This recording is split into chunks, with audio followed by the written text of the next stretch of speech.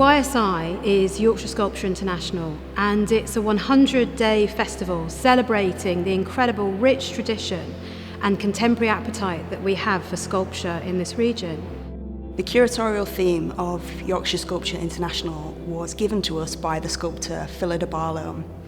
Her statement is, "Sculpture is the most anthropological of the art forms. Anthropology which studies human societies and cultures and their development."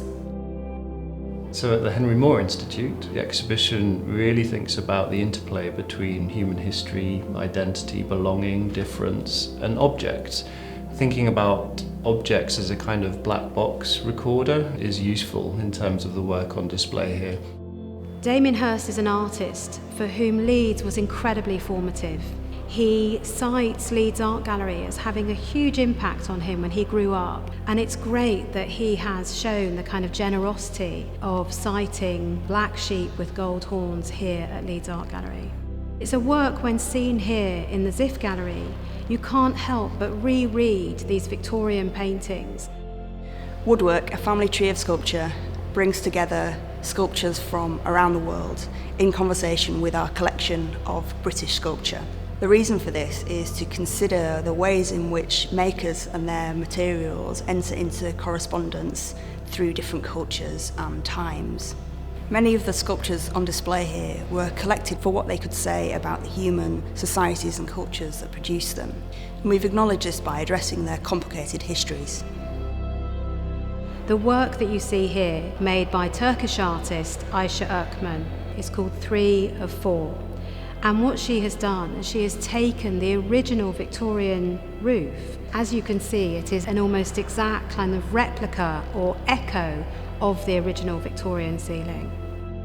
Tamar Harpaz used to be a filmmaker, now works really exclusively with objects to make sprawling installations using lights, lenses, and lots of found domestic objects. And a choreographed sequence of movement or sounds that are introduced make you look all over the room and from detail to detail. Colin Smith's film Sojourner really follows a lineage of sculpture but traces a narrative of racism and resilience, and ultimately offers a new and more hopeful vision for the future. Rachel Harrison is an American artist, and I think what's remarkable about Rachel's work is the very contemporary but also quite playful conversation that her work has with sculptures from our collection, but really thinking about the figure in sculpture and that extraordinary history of figurative sculpture, from the classical fragments that she has photographed in Greece, right up to table piece and HD prime that you see here in the gallery.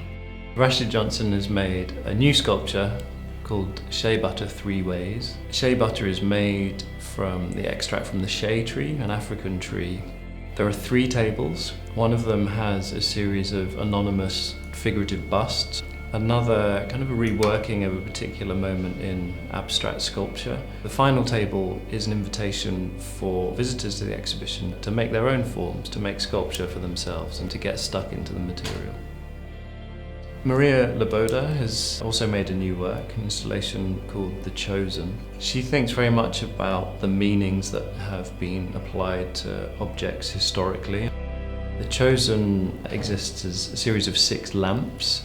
They look very beautiful and alluring at first, but then you notice some strange silhouettes. Sean Lynch has made a new installation. It follows the story of Flint Jack, a 19th century British vagabond and artisan who formed a very lucrative trade in making forgeries of flint arrowheads that he sold to museums throughout the country. Joana Petrovsky carpeted the gallery. She's selected 3 sculptures from our collection, and she has very specifically placed a series of photographs.